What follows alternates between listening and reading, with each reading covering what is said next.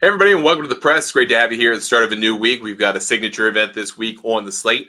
We're going to talk about the Genesis Invitational, which has been moved from its typical home at Riviera Country Club, and we'll talk about that. We're going to go over everything related to the tournament. 72-player field this week. We're going to have a good week this week with 46 of the top 50 competing in a $20 million event on Torrey Pines South Course. We're going to go through all of that here on today's show. We have a relatively light week golf-wise. We don't have an LPGA event. We don't have a DP World Tour event this week. DP World Tour being Kenya next week, and the LPGA Tour being Thailand next week. We do have Live Golf Adelaide. We'll talk about that for a few minutes in a short show tomorrow, and then we'll talk a little bit about the Chubb Classic, which is the other event of the week on the Champions Tour. We do not have a Korn Ferry Tour event either. They are taking a week off, well, a couple weeks off, to get ready to come back to play two more events in South America. So they just played one in Bogota, Colombia, one before that in Panama, and they've got a couple weeks off on their schedule. So today we focus on the Genesis Invitational, again, hosted by Tiger Woods. And typically, as we mentioned, this tournament has been hosted at Riviera Country Club in Pacific Palisades, California, which is technically not Los Angeles, but it really is Los Angeles, a little higher up. I've had the good fortune to play Riviera once. This was probably 5 years ago, 6 years ago. I forget exactly how long ago it was now, but played there once, had a fantastic time. It's an incredible place. It is as cool as you think it is. And so when the wildfires started in the Pacific Palisades area just a few weeks ago, and the thought was that the fires were within a block, and it did look from the overhead pictures like it got within a block, basically crossing a street of hitting Riviera Country Club. Beyond the human tragedy that has already unfolded there, the immediate thought was, okay, they're going to have to move this golf tournament. And they did, obviously. They wound up going to Torrey Pines, playing on the South Course. And that deal was made for a couple of different reasons. One, Torrey was already set up for the Farmers Insurance Open. The build-out of a PGA Tour event was already there. And so there was nothing extra to build up. There wasn't a whole lot of lead time to work with. So there really wasn't a solution other than one of the PGA Tour courses that were going to be just before it on the schedule. So you were either going to have back-to-back weeks at TPC Scottsdale, or you were going to have Torrey Pines step in and do it. So Torrey steps in and does it. And then what they get to do is they get to consolidate the entire tournament just into the South Course. This is a 4-round tournament on the South Course. There's no North Course component like in the Farmers Insurance Open. You usually get a 1-round exposure to the North Course in the first 2 rounds of the Farmers Insurance Open. We don't have that here. We have 72 players. They're all playing Torrey South the entire way through. That said, Torrey Pines South is by far the longest golf course that they play on the PGA Tour that's at sea level or reasonably close to sea level.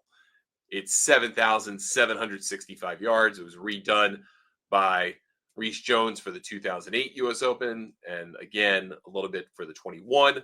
But predominantly, this is what it's been. It's a brute. It's long. It's tough. It's a lot. And if you think about what we just had a couple of weeks ago at the Farmers Insurance Open, where Harris English won on 8 under total, that included a round on the North Course for everybody in the field, and 8 under was still the winning score. Now, I don't know what the weather forecast is going to be finalized, right? None of us know what the final weather forecast is going to be. But when they played the Farmers Insurance Open, they had a pretty stiff breeze. One day the North Course was actually tougher than the South Course, which that's a monumental reversal of fortune as it typically is played. So I don't expect that here, right? I don't expect the North property to get it worse. You just don't typically feel that way. I guess we'll see what happens with the wind, but generally speaking, you got to be a good driver of the golf ball here. You got to keep the ball in play. That's as important as anything else, because at a golf course of this length, if you're missing off the tee, it's hard to get to the green. It's hard to get up and down. It doesn't matter how long you are. It's just hard, period, at that length of golf course. This is about the outer stretches of what's modern, plausible golf at sea level. So this is about keeping it in play. A couple things about the format to note, because you're going to want to think about them, especially in your one and done leagues, where I have been getting slaughtered. but we're making good picks, having good instincts, just the wrong guys are showing up some of the weeks. So in the format, we've got 72 players. That is the minimum number for a signature event. Now moving forward outside of Pebble Beach and the Century. So every signature event's going to have at least 72 players. This being a player-hosted one, so Bay Hill and Memorial also, they have cuts after 36 holes to the top 50 in ties, as well as any player within 10 shots of the lead. So effectively a cut of no more than 22 people.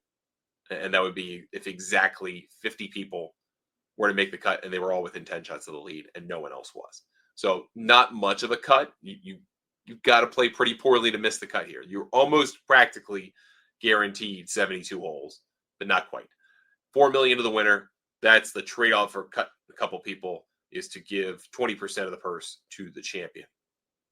So that's the course. That's the format. Let's get into our model for the week. We'll get back to that. We're going to skip over real quick a couple of slides here and go into the model, because I think this is important to talk about. Again, to reiterate, we're playing Torrey South. So the modeling for this week is a little bit different. The Torrey South golf course is obviously extremely difficult, much tougher than Torrey North. But we don't have shot link data for Torrey North pretty much every other year. Every year. So the modeling that I did a few weeks ago for the Farmers Insurance Open had just Torrey South data. Now we have Torrey South data not only from the last several years, but we also have it from this year. So that is in this model. Typically, you do the last 3 years, or at least that's what I do with our model, from a tournament host.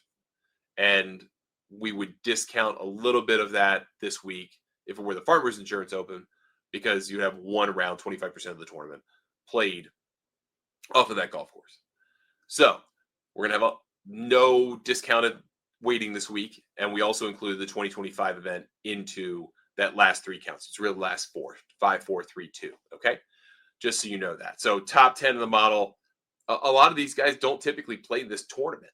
I mean, Scheffler does not typically play Torrey. Rory last played Torrey in 2020. Those guys make sense as 1 and 2, right? I mean, it's very clear who the best 2 players are in this field. Hideki Matsuyama is 3rd. Colin Morikawa was going to play here a few weeks ago and then found out that he was just going to be right back there. Why beat yourself up twice? So he's back here this week. Wyndham Clark is 5th in the model. He showed up, at least for a little while, at TPC Scottsdale last week, which I thought was fascinating because, again, super low floor, very high ceiling. I don't like those kinds of players, but the ceiling is high.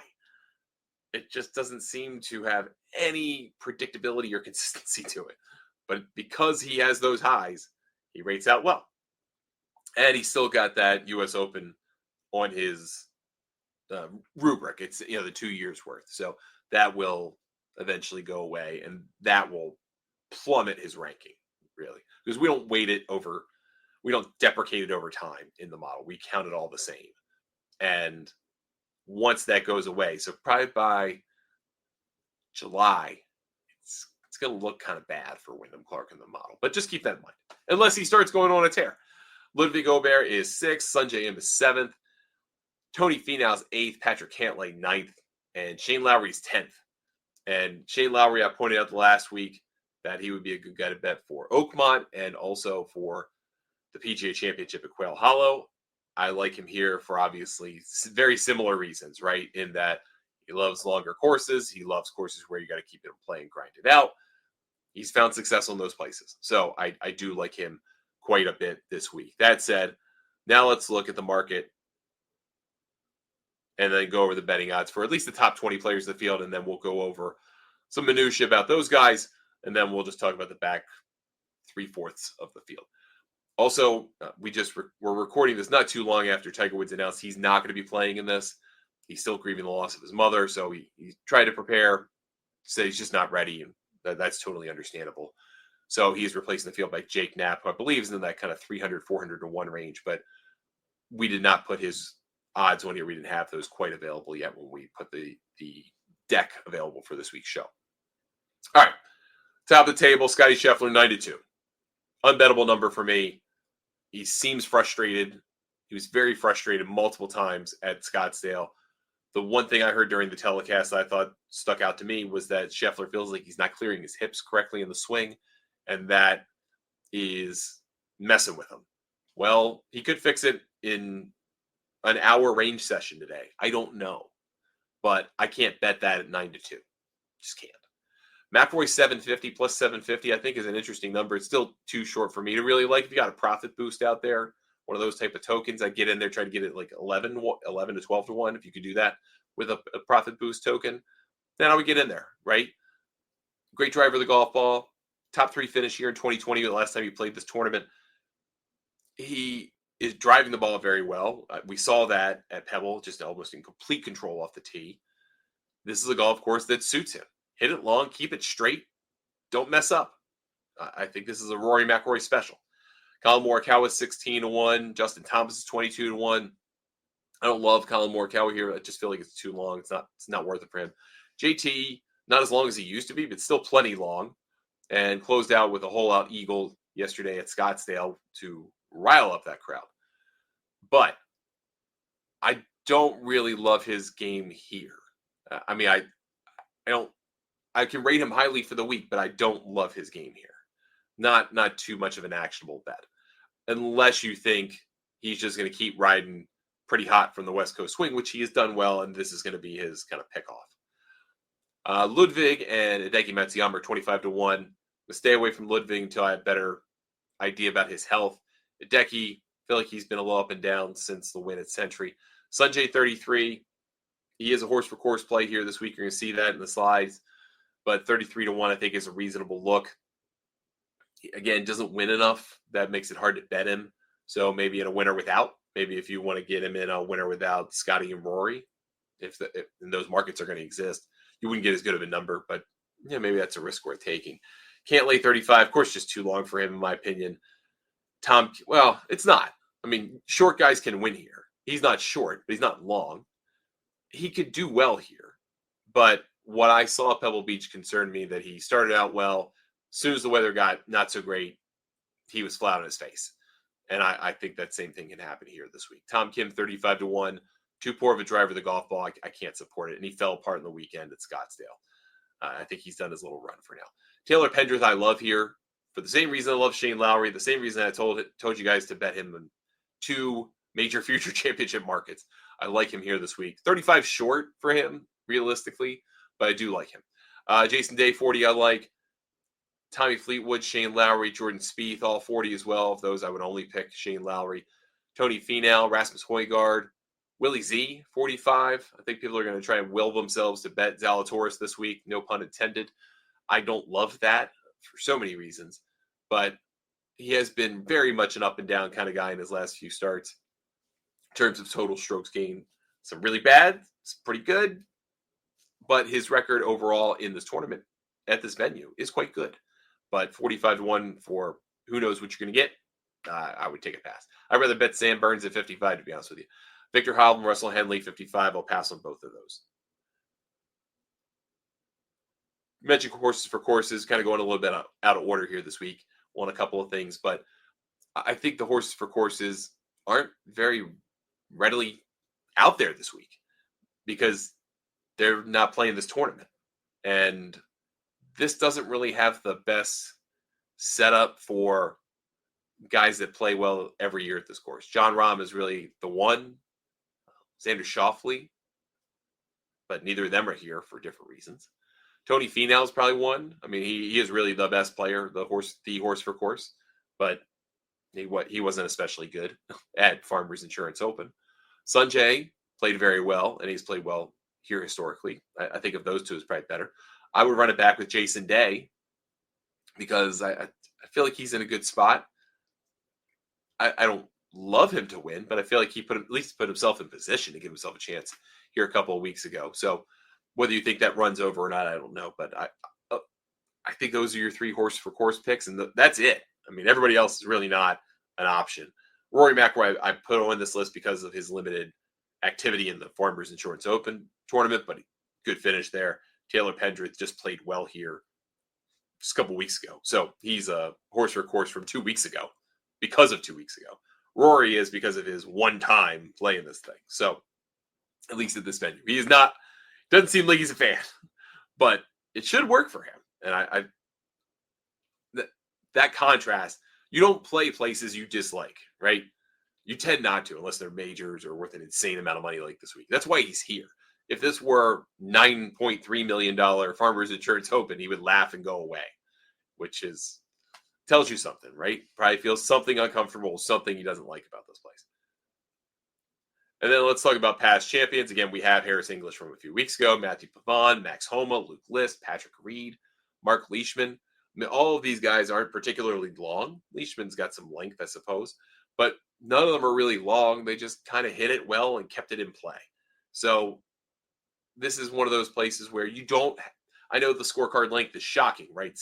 Almost 7,800 yards. And that's going to come into play. It will, if you're not accurate, if you don't keep the ball in play, if you don't miss in the right places. Then it gets really long really quickly.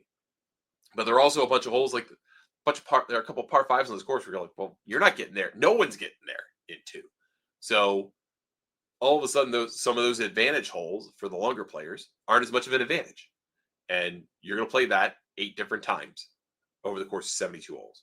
Starts to bring things back a little bit, starts to open the door a little bit, almost to the point where you finally got to the length and conditions off the tee, rough conditions, where the advantage of being long is still obvious, but not as obvious.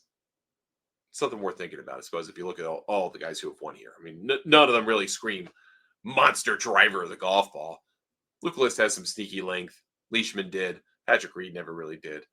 Pavon maybe a little bit, but not really. So these are ball strikers. Something just to think about here when you start going to, like I thought, well, Taylor Pendrith hits it really long. You should like him. And I still value that, but I see the flip side of the argument. Went over the model top 10 for you, and then we'll go over just the rest of the field. We're going to go over the 71 players that we have the odds for. I don't have Jake Knapp's odds, but I want to go over some more guys with you just to kind of think about through potential sleepers and long shots. Bobby Mack played well last week, 55-1 with Sepp. I don't really care for either of those guys here this week. Dietrich, 60-1, probably exhausted after a win. You know who I thought about yesterday is Minwoo Lee, and he's 60-1, which I think is still way too short. But if you could profit boost him to 80, I would be interested, because he played pretty well at Scottsdale. Obviously likes that environment, just the whole let him cook thing. But if he's keeping it in play, that's his strength. He could go after this golf course. Matt McNeely's playing great, 60-1, just too short of a hitter for me to chase. Corey Connors at 65. Harris English just won here. I mean, he's got the formula. He's done it. He's played well in U.S. Opens here. It'd be very interesting for him to pick off the same place twice in 3 weeks, but might be something just something worth thinking about. I'm not saying he's going to do it, just worth thinking about. Ben On and Wyndham Clark are 70-1, along with Adam Scott. No. Sam Stevens at 75. Daniel Berger, 80. I mentioned this. I do like Daniel Berger this week. I mentioned on X on Sunday, I'm going to, as soon as I can find it, put odds on, put a futures bet on Berger to win the Players' Championship. I like that play a lot. He plays well in Florida. He's playing good golf, likes TPC courses. Obviously, Weiskopf and Pete Dye are very different animals in terms of how they design golf courses, but I do like where Daniel Berger's game is. That added length just seems really locked in. Seems like a tournament he would win. So I like him for Players' future bet. I like him this week too. Siwoo Kim, JT Post, and Sahith Theegala. Cam Young, 80-1. Cam Young should play well here. Hits it long, just keep it in play. He should, but I have no faith in him. I need him at like 110 to get involved. Akshay, 85. Lucas Glover, 90, who's been playing some good golf. Could be interesting here. Again, you just got to keep the ball in play. The POA on the green is going to make it really tough to score. If it gets windy, it's going to get really tough to score. Glover could be kind of interesting. JJ Spawn's 90. Andrew Novak, 100. I come back with Andrew Novak. Perhaps Nick Taylor is 100 with Davis Thompson. Gary Woodland's playing pretty okay. Still has some pop in the bat. I don't know that I would bet him, but maybe I'd look at him in the top 10 or 20 this week, especially with the shorter field. Christian Bezadenhout had a nice run last weekend. Scottsdale, 110-1, I think is at least worth a gander. Cam Davis 110, Denny McCarthy 110, Austin Eckroat, Matt Fitzpatrick, Billy Horschel, Steven Yeager. Steven Yeager is probably a guy to think about here this week. Long driver of the golf ball, winner in Houston, which is a 7,500-yard course, not 78, but at that point we're just messing around on numbers. 20 yards difference per hole.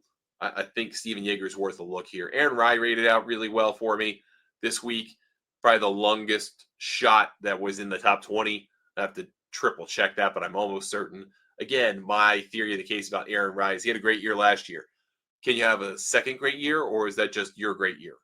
And I haven't seen the proof that it's a continuation yet. And I don't think this golf course suits him. Justin Rose is 125-1. Still got some length. I mean, I just don't think this is the place. Tom Hoagie, Michael Kim, I was very impressed with. He played really, really good golf at Scottsdale. He's a good social media character. I really enjoy following his insights. I think he's a little improperly priced here at 135-1. I'd like him more at like 200. And then I might actually be interested. But Patrick Rogers, interesting record here, but just a abysmal current game in my view. Ricky Fowler, 150. No, I mean, what we saw in Phoenix was bad. Brian Harmon, 150. Nope, not long enough. Nick Dunlap doesn't seem to like these kinds of places. And then you kind of get in this last page of guys, and you go, Max Homa, man, I hope you get it together. Mac Hughes, no. Seamus Power, no. Eric Colton, all these guys are just short. Nico Echeverria is so up and down. So back to 275-1 after what seemed like he figured it out, but apparently he has not. But maybe he will again this week. Who knows? But I would not chase after it. Matthew Pavon, 350-1. All the guys on this page I would say no to. I think you can find some value in your 50s, 70s, 90s, couple hundreds, maybe a couple 150s out there that are worth at least considering. But again, I would chase after those a little bit more, I think, this week, just because, one, a little bit of Torrey fatigue. Two, a lot of the guys playing this week don't typically play here, so some random things can happen. And three, if the weather picks up, it's going to make an already long, difficult golf course even nastier, even more difficult.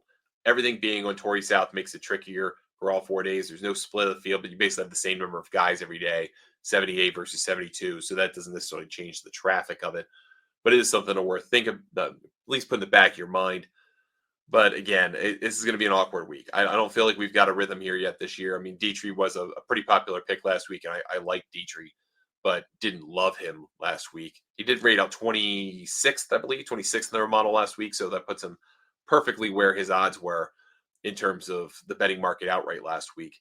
So our model's working out pretty well. We'll see what we get here this week, but this is going to be a tricky week. I think you would look to a lot of live betting unless you get your longer shots in, and then try to pick off maybe some of those shorter guys over the course of 4 days and see where that leaves you. I think that's the best way to play this tournament, in my opinion, because if you're going to play Scheffler, if you're going to play McIlroy, let them kind of fall behind a little bit. If they have a great week from out front, so be it. But if they fall behind a little bit, they could still kind of track guys down like McIlroy did over the weekend at Pebble Beach. All right, that's going to do it for us today on this episode of The Press. I appreciate you watching, whether you catch us as a video version of the show here on our YouTube channel and Golf News Net TV, which is available in free live sports, free casts on the Golf News Net app for Roku or on golfnewsnet.com. Or you catch us as an audio-only podcast, which is available wherever you get your podcasts, but also on our YouTube Golf News Net radio channel, which is just the audio version of this show. If you don't want to watch it, you just want to kind of listen through on your headphones, have at it. We have that option available to you on YouTube. Back with another show tomorrow. We're going to talk about Live in Adelaide. We'll talk about the Chubb Classic. It's going to be a short show, probably sub 10 minutes, to be honest with you. Maybe just put it on YouTube and social media, but we will get it out there for you just to have everything out there this week. Join Golf News Net for $40 for 1 year, $70 for 2 years, and $100 for 3 years over at golfnewsnet.com. Get access to all of our models, top to bottom, all of our tools, including our LPGA models, which have done pretty well so far these first couple of tournaments of the year. Thanks for watching, and we will talk to you next time on The Press.